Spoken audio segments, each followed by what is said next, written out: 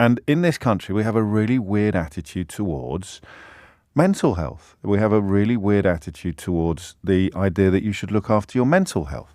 And when you come to yourself and the reasons why you have traits that objectively, and who can be objective when they're thinking about themselves, objectively you'd rather not have. You have to go back to source. You have to go back to childhood. You have to go back to when these things began. I wish you could hear me 10 years ago. I had a fraction of the listeners that I've got now, so the massive majority of people listening now will not have heard me 10 years ago. 10 years ago, I used to laugh my socks off at this sort of stuff. What a load of bilge. Absolute nonsense. Pull your socks up, get your head down and get over it. Absolute cobblers, codswallop, crackerjack. I've got to go and talk to my therapist. I swear to you, I would have been at the front of the queue of people absolutely poo-pooing the idea that talking about your inner child or making contact with the brutalized infant that you used to be would in some way allow you to make enormous changes to your adult life. Unbelievable, really. How and I think Harry would have been like that as well, don't you? When he was tooling around the place, behaving like a super entitled little git. It's not his own language, but some of the stories he shares, you know, I think he would have been like that as well. I can't imagine that it would be particularly conducive to being a brilliant soldier, actually, having too much therapy. But my goodness me, after you've been a brilliant soldier, therapy can certainly help you lead a brilliant life. 12 after 11 is the time. So that's the question I've got for you. How would you explain to using Prince Harry, if you want, as an example, but you don't have to, you can use yourself, I will. How would you explain to a skeptic, to someone like I used to be, that therapy is life-changing? And that is why Harry could step back and not try to knock his brother out when his brother wanted a fight, demanded a fight, actually, said, we used to fight a lot. Why can't we? And he just, if I hadn't had that therapy, I would have done it. I'd have made it worse. I'd have allowed my own red mist to descend. So I'll have a crack at explaining my own experiences of this. I've done it in the past, so I won't bore you for ages and ages. But I ended up in therapy for a heap of reasons. I write about it in my last book, soon to be my second last. Well, not soon, but by the end of this year, it'll be my second last book.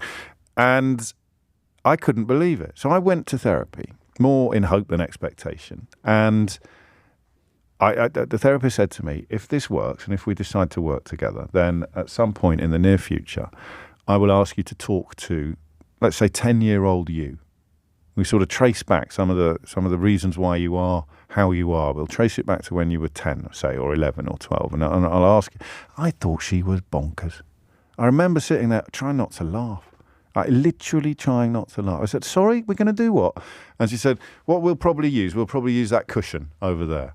And when we're making progress, if we do decide to go ahead with this, then you will talk to that cushion as if it is your 10-year-old self. And I'm just sitting there thinking, yeah, right, lady, like that's ever going to happen. I'm more likely to have a coffee enema than I am to have a conversation with a cushion about my inner child.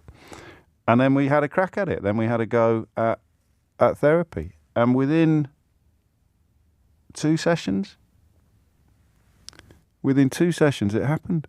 I was talking about being beaten as a kid at school, formally, not the informal beatings, but when you would go and queue up outside your headmaster's study and you'd go in one by one. And the worst bit was that you'd hear your mate getting whacked. You'd hear your mate getting caned. This is going back to the early 1980s. It doesn't happen now. And the effort that you immediately put into pretending that it doesn't hurt is almost impossible to convey. You have to convince yourself that it doesn't hurt. If you don't convince yourself that it doesn't hurt physically, emotionally, mentally, you are almost proud of it. If you don't convince yourself that you're fine, then you'll fall apart. That's what Harry's talking about when he talks about not crying when his mum died and watching documentaries, trying to teach himself how to cry. He turned himself into an automaton. I am not in pain. I am not vulnerable. I am not fragile. It did not hurt. And what is the bedrock of the British royal family? What's the bedrock of the British class system? All together now? Yeah. The stiff upper lip. What is the opposite of emotional health? The stiff upper lip. So that's what happened to him. I know it happened to him because it happened to me on a much smaller scale. And I'm talking about it, and I'm talking to the woman about being beaten. And she goes, how old were you again? I said, I was 10. And she said, well, that must have hurt. And straight away, I start going, no, it didn't. And for some reason, in that context, at that moment, for the first time ever, you've heard me on the radio, you just seen me on telly 20 years ago talking about why corporal punishment was actually quite good for children. So it's the only language that some kids understand. And how do I know that? Well, I used to be one of them. And for some reason, in that moment, she said, that must have really hurt. And I went, yeah, it really did. I mean, it really, I was 10, you know. I was tiny. He was 6'3", and he had a special tool designed for hitting children with. And I just stopped right there. And she did it immediately. She turned, she goes, tell him now. And points at this bloody cushion on a sofa. I'm supposed to talk to the cushion. It felt like the most natural thing in the world. I remember 10 years ago, I'd have been laughing my socks off at the idea of therapy being good for people. And she said this thing that I'll never forget. She said, tell him he's all right now. Tell him that you will look after him. Understand this, you understand Prince Harry. All of it. Even if he's getting on your nerves, even if you don't understand why he's doing what he's doing, even if you think he's gone too far or he shouldn't have done this, but you understand why he did that. Understand this and you will understand Prince Harry. You turn to your brutalized 10, 11, 12-year-old self and you say, I will look after you now. Because when you needed looking after, nobody looked after you. They made you walk behind that coffin.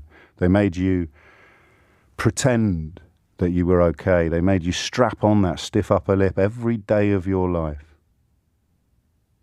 Tell him now that you will look after him. And that is what Prince Harry is doing. Prince Harry is looking after the little boy that he used to be. Why? Because nobody else did.